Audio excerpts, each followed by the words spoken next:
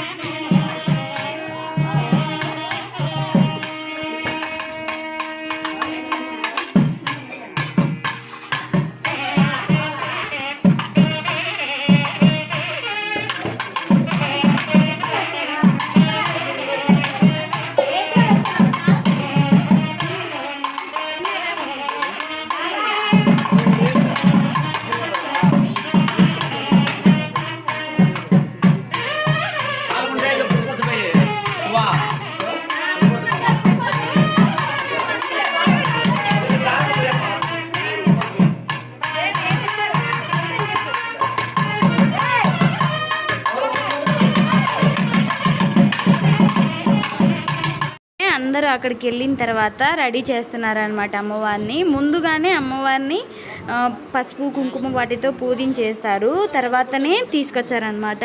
అమ్మవారికి పెట్టేవి కానియచ్చు అవన్నీ ప్రసాదాలు అవన్నీ తర్వాత తీసుకొని వచ్చి ఇలా ప్రసాదం అయితే పెడతారు. ఫస్ట్ అయితే పోలేరమ్మ గుడి ఇక్కడ లేదండి, ఇప్పుడు కొత్తగా కట్టించారు మా కాలనీలో అమ్మవారిని.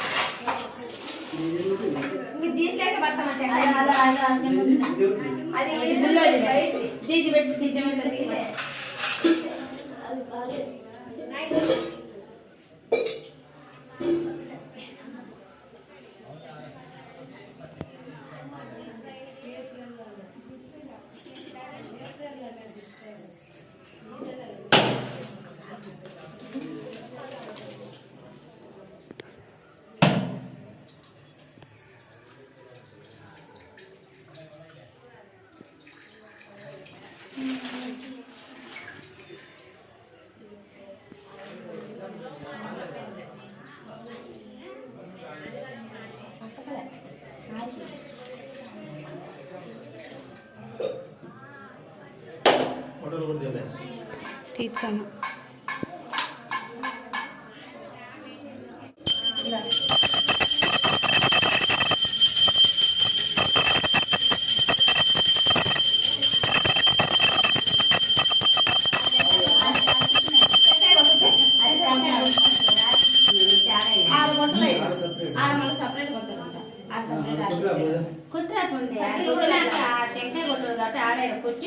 తీసుకోవాలి అది సరిపోతుంది.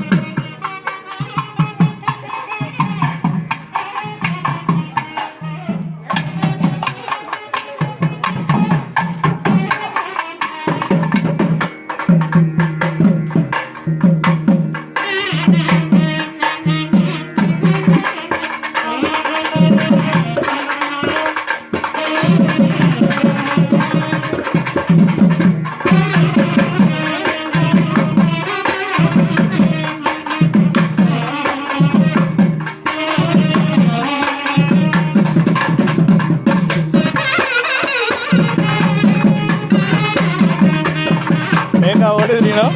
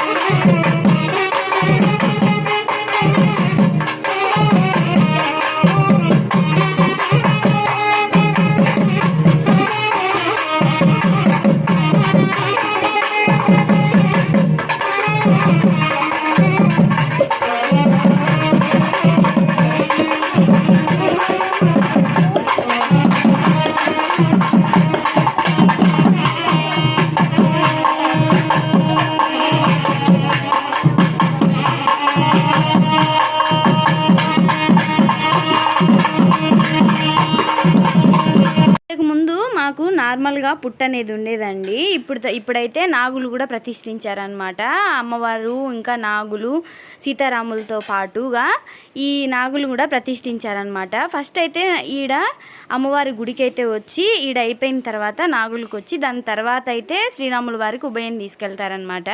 అమ్మవారి గుడి ఇంకా నాగులు వచ్చి మన ఇంటికి అయితే దగ్గరలో ఉండయి. నేనైతే డైలీ సాయంత్రం అప్పుడు పోవడానికి అయితే ట్రై చేస్తున్నాను అనమాట. వీలైనంత వరకు అమ్మవారి గుడికాడికి వెళ్ళడానికి అయితే ప్రయత్నం చేస్తున్నాను. నేను చేసే పనికి వెళ్ళడానికి అసలు టైం కుదరకపోయినా కానీ కొంచెం అడ్జస్ట్ చేసుకుని అయితే వెళ్తున్నాను అనమాట. ఖచ్చితంగా డైలీ వెళ్ళి సాయంత్రం అప్పుడు దీపం పెట్టి వస్తున్నాను. ఇంతకుముందు వచ్చిన పుట్ట అయితే ఇది ఇక్కడే ఉండింది. అది మొత్తం పాడవకుండా ఉండడం కోసం ఇలా ఒక రింగ్ అయితే పెట్టారు. ఆ పుట్ట చుట్టూ అయితే ఏం రాకుండా ఉండడం కోసం అయితే ఇలా డైలీ ఎవరో ఒకరు ఉభయం అయితే కంపల్సరీ పెడుతున్నారండి.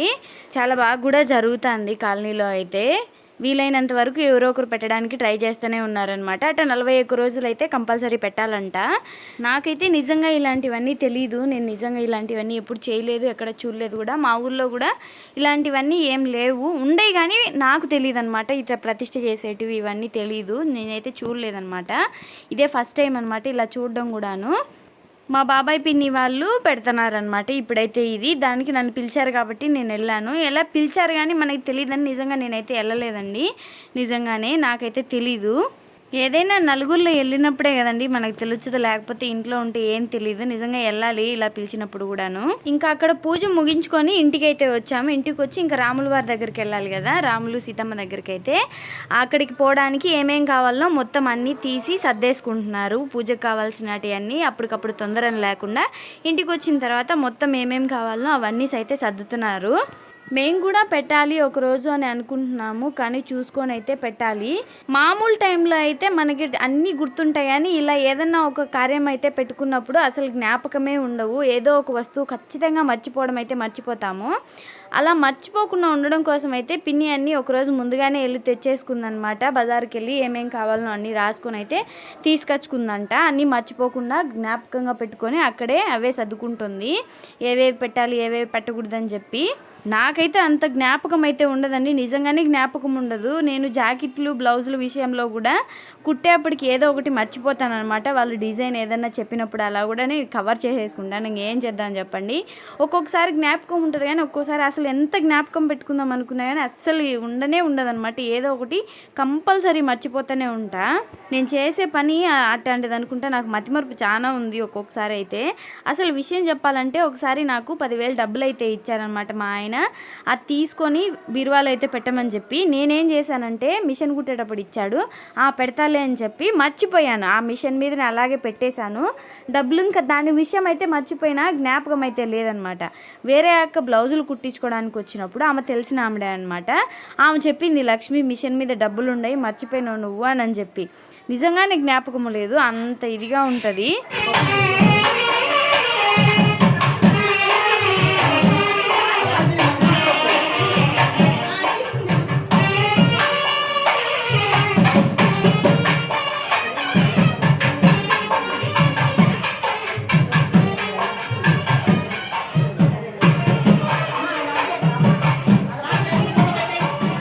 పులిహోర ఏది?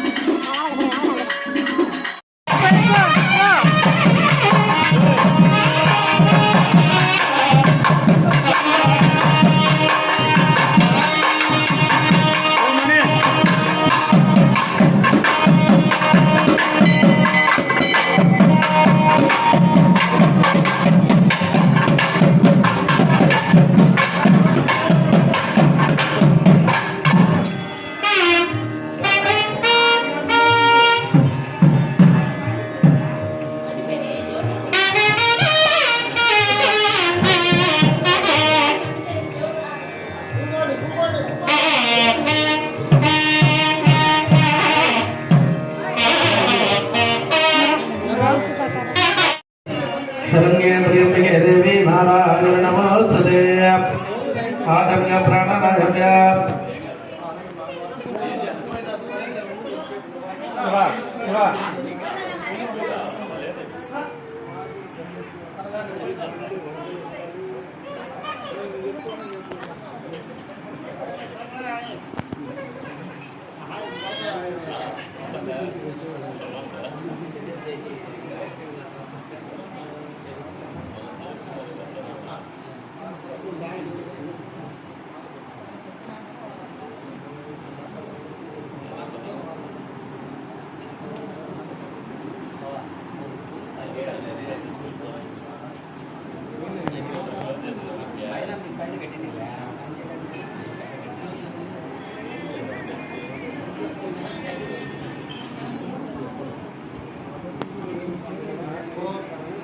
ఓం ఆచమ్య ప్రాణాయామ్య ఓం కేశవాయ స్వాహ ఓం నారాయణాయ స్వాహ ఓం మాధవాయ స్వాహ ఓం గోవింద. ఇది సాయంత్రం పూజ అండి. సాయంత్రం అయితే ఇంకా ప్రసాదాలు అవి తీసుకొని గుగ్గుళ్ళు, పానకం, వడపప్పు అవన్నీ చేసుకొని అయితే వచ్చారనమాట. సాయంత్రం అయితే స్వామివారు అంటే పూజారి అయితే రారు, ఇంకా మనమే చేసుకోవాలంట. అందుకని చెప్పి బాబాయ్ అయితే పూజ చేస్తున్నాడు అనమాట. లోపల స్వామివారికి దీపం వెలిగించి ఇంకా పూజ స్టార్ట్ చేశారనమాట. నేను ఇంకొక విషయం గమనించానండి. అక్కడికి వెళ్ళిన తర్వాత రాముల వారు చాలా బాగా నవ్వుతూ ఉన్నట్టు అనిపించింది. అది నాకే అనిపించిందో లేదో నాకు తెలియదు, కానీ నిజంగానే మనం ఏదైనా ఒకటి అనుకున్నామంటే బలంగా అది ఆ భగవంతునికి మనం చెప్పుకోగలిగితేనే నిజంగా నెరవేరుతుందని నేను అనుకుంటాను. నిజంగా మనుషులకి ఏదైనా ఒక కష్టం వచ్చినప్పుడు చెప్పే కాడికి ఆ భగవంతుడికి మనస్ఫూర్తిగా మన మనసులోని మాట, మనం తప్పు చేసినా ఒప్పు చేసినా ఎలాంటిదైనా పర్లేదండి, అది చెప్పుకున్నామంటే నిజంగా నాకు కొంచెం ప్రశాంతంగా అనిపిస్తుంది. వీళ్ళందరికీ చెప్పి మనం ఇది పడే కాడికి నాకెందుకు ఆ శ్రీరామచంద్రుడికైనా తెలీదా మనము ఈ తప్పు చేసామా ఒప్పు చేసామా అనే విషయం గురించి అయితే కరెక్ట్గా తెలుసు కదండి. మనకి ఏదైనా ఒక కష్టం వచ్చినప్పుడు ఖచ్చితంగా ఈ మనుషులు వస్తారో రారో నాకైతే తెలీదు. నిజంగా ఆ దేవుణ్ణి నమ్ముకున్న వాళ్ళకైతే మాత్రం ఖచ్చితంగా ఎలాంటి కష్టమైనా సరే వాళ్ళకి ఎదుర్కొనే శక్తి ఆ భగవంతుడు ఖచ్చితంగా వాళ్ళకి ఇస్తాడు. అది నేనైతే ఖచ్చితంగా నమ్ముతానన్నమాట. ఇంత గట్టిగా ఎలా చెప్తానంటే ఎలాంటి ఆదరవ లేకుండా, ఎలాంటి సపోర్ట్ లేకుండా మేమైతే ఈరోజు ఇలా ఉండడము అంటే కారణం అయితే ముఖ్యంగా మా మనోబలమే అనుకోవచ్చు. దేవుడి మీద భారం వేసి మనం ఏ పని చేసినా మొదలుపెట్టినా మనం చేసే పనిలో తప్పు లేనంత వరకు ఎవరికి భయపడాల్సిన పనే లేదు.